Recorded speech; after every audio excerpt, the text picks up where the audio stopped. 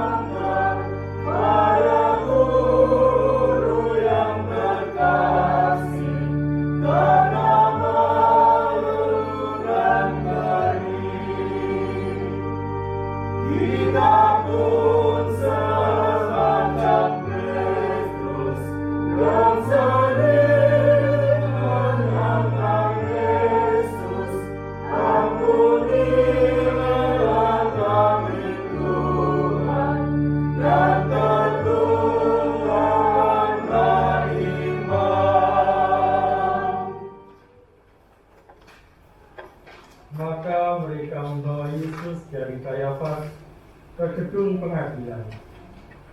Ketika itu hari masih pagi. Mereka sendiri tidak masuk ke gedung pengadilan itu, supaya jangan menajiskan diri, sebab mereka hendak makan Paskah. Sebab itu Pilatus keluar mendapatkan mereka dan berkata, Apakah tuduhan kamu terhadap orang ini?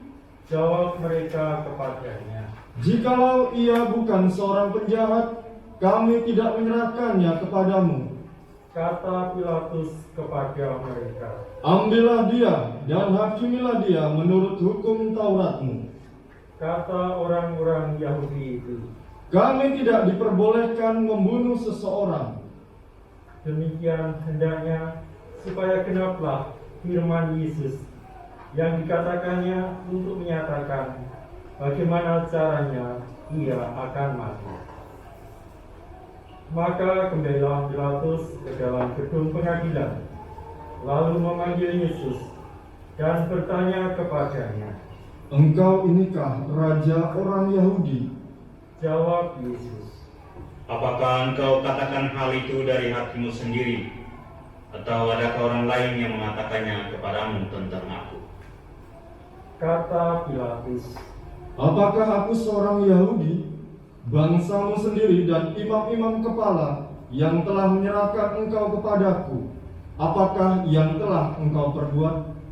jawab Yesus, Kerajaanku bukan dari dunia ini. Jika kerajaanku dari dunia ini, pasti hamba-hambaku telah melawan, supaya aku jangan diserahkan kepada orang Yahudi. Akan tetapi, kerajaanku bukan dari sini.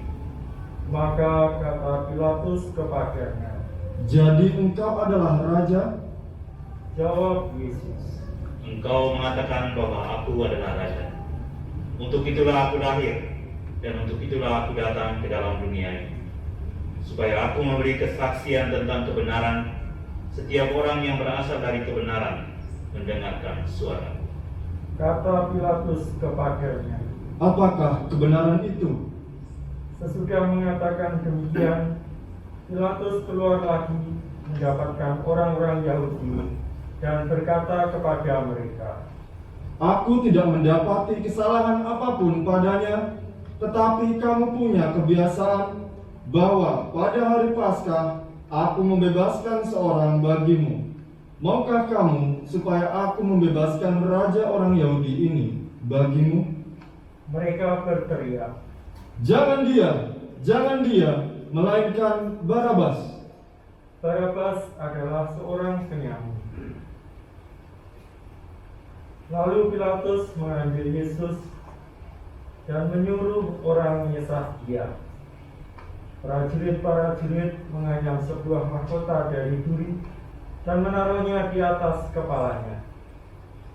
Mereka memakai jubah ungu padanya, dan sambil maju ke depan, mereka berkata, Salam, hai Raja orang Yahudi. Lalu mereka menampar mukanya.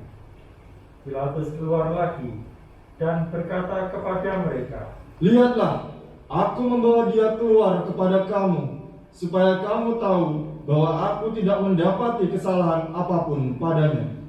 Lalu Yesus keluar, bermahkota duri dan berjubah ungu. Maka kata Pilatus kepada mereka, Lihatlah manusia itu.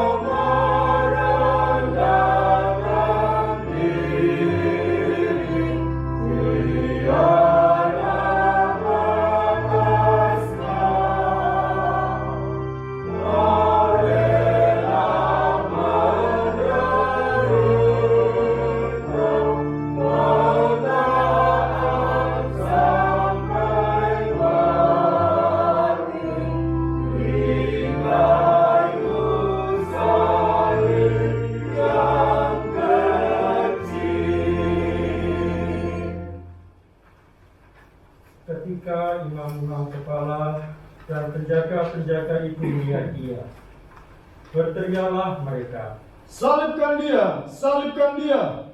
kata Pilatus kepada mereka, Ambil dia dan salibkanlah dia, sebab aku tidak mendapati kesalahan apapun padanya. jawab orang-orang Yahudi itu kepadanya, Kami mempunyai hukum, dan menurut hukum itu ia harus mati, sebab ia menganggap dirinya sebagai anak Allah. Ketika Pilatus mendengar perkataan itu, bertambah takutlah ia. Lalu ia masuk pula ke dalam gedung pengadilan dan berkata kepada Yesus, Dari manakah asalmu? tetapi Yesus tidak memberi jawab kepadanya. Maka kata Pilatus kepadanya, Tidakkah engkau mau berbicara dengan aku? Tidakkah engkau tahu bahwa aku berkuasa untuk membebaskan engkau dan berkuasa juga untuk menyalibkan engkau? Yesus menjawab, Engkau tidak mempunyai kuasa apapun terhadap aku, jikalau kuasa itu tidak diberikan kepadamu dari atas. Sebab itu, dia yang menyerahkan aku kepadamu lebih besar dosanya. Sejak itu Pilatus berusaha untuk membebaskan dia. Tetapi orang-orang Yahudi berteriak, Jikalau engkau membebaskan dia, engkau bukanlah sahabat kaisar. Setiap orang yang menganggap dirinya sebagai raja, ia melawan kaisar.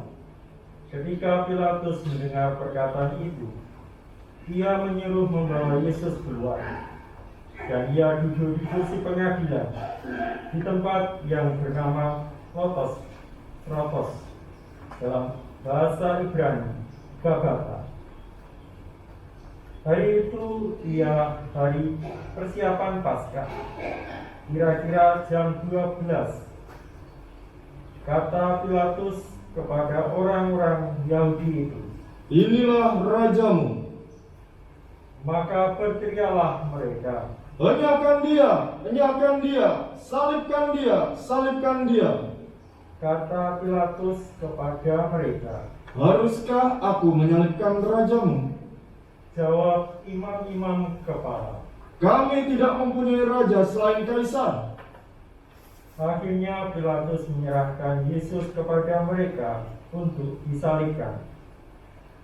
Mereka menerima Yesus. Sambil memikul salibnya, ia pergi keluar ke tempat yang bernama tempat tengkorak, dalam bahasa Ibrani Golgota.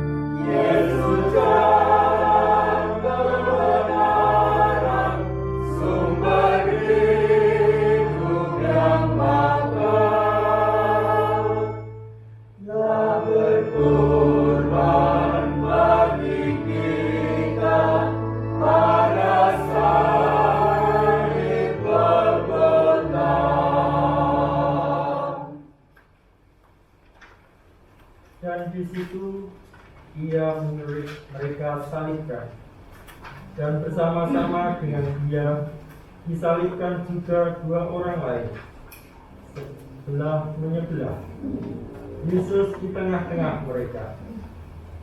Dan Pilatus menyuruh memasang juga tulisan di atas kayu salib itu, bunyinya, Yesus orang Nazaret, Raja orang Yahudi. Banyak orang Yahudi yang membaca tulisan itu, sebab tempat di mana Yesus disalibkan letaknya dekat kota, dan kata-kata itu tertulis dalam bahasa Ibrani, Latin, dan Yunani.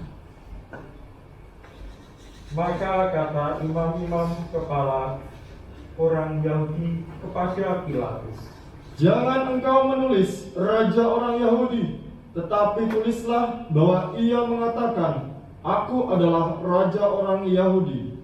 Jawab Pilatus, "Apa yang kutulis tetap tertulis." Sesudah prajurit-prajurit itu menyalibkan Yesus, mereka mengambil pakaiannya, lalu membaginya menjadi 4 bagian, untuk tiap-tiap prajurit 1 bagian.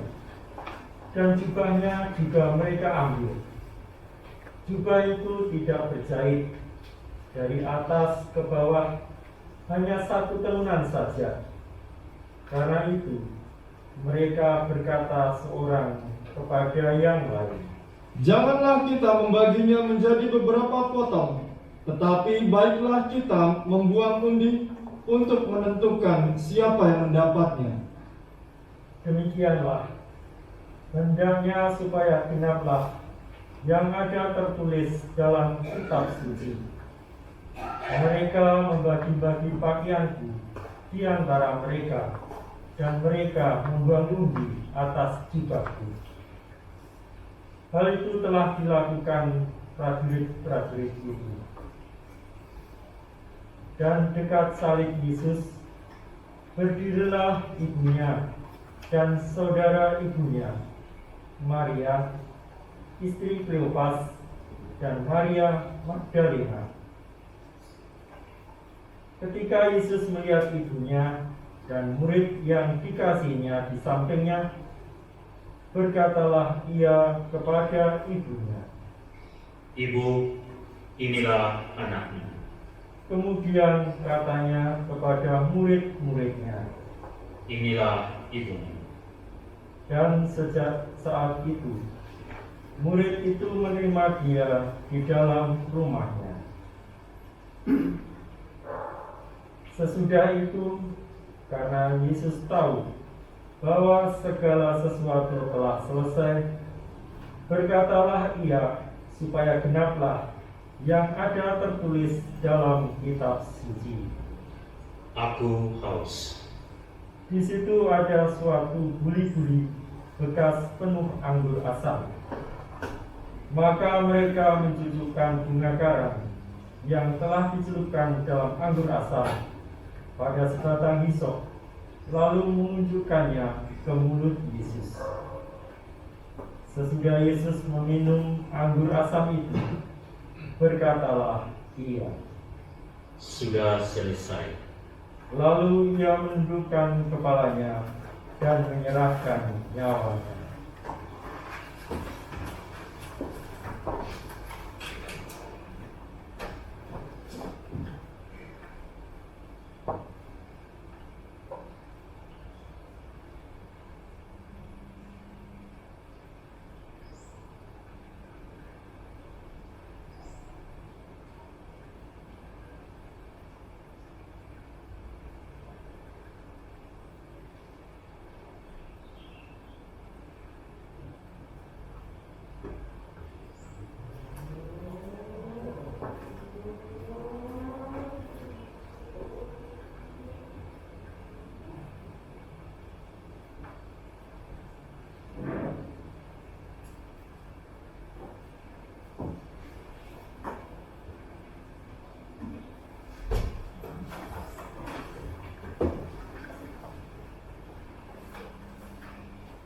Karena hari itu hari persiapan, dan supaya pada hari Sabat mayat-mayat itu tidak tinggal bergantung pada kayu salib, sebab Sabat itu adalah hari yang besar, maka datanglah orang-orang Yahudi kepada Pilatus dan meminta kepadanya supaya kaki orang-orang itu dipatahkan dan mayat-mayatnya diturunkan. Maka datanglah prajurit-prajurit lalu mematahkan kaki orang yang pertama dan kaki orang yang lain yang disalibkan bersama-sama dengan Yesus. Tetapi ketika mereka sampai kepada Yesus dan melihat bahwa ia telah mati, mereka tidak mematahkan kakinya. Namun demikian, seorang dari prajurit itu menikam lambungnya dengan tombak, dan segera mengalir keluar darah dan air. Dan orang yang melihat hal itu sendiri dan memberi kesaksian ini, dan kesaksiannya benar, dan ia tahu bahwa ia mengatakan kebenaran, supaya kamu juga percaya. Sebab hal itu terjadi supaya genaplah yang tertulis dalam kitab suci. Tidak ada tulangnya yang akan dipatahkan. Dan ada pula nas yang mengatakan, mereka akan memandang kepada Dia yang telah mereka tikam. Sesudah itu, Yusuf dari Arimatea, ia murid Yesus, tetapi sembunyi-sembunyi karena takut kepada orang-orang Yahudi, meminta kepada Pilatus supaya ia diperbolehkan menurunkan mayat Yesus. Dan Pilatus meneruskan permintaannya itu. Lalu datanglah ia dan menurunkan mayat itu. Juga Nikodemus datang ke situ. Dialah yang mula-mula datang waktu malam kepada Yesus. Ia membawa campuran minyak mur dengan minyak gaharu, kira-kira 50 kati beratnya.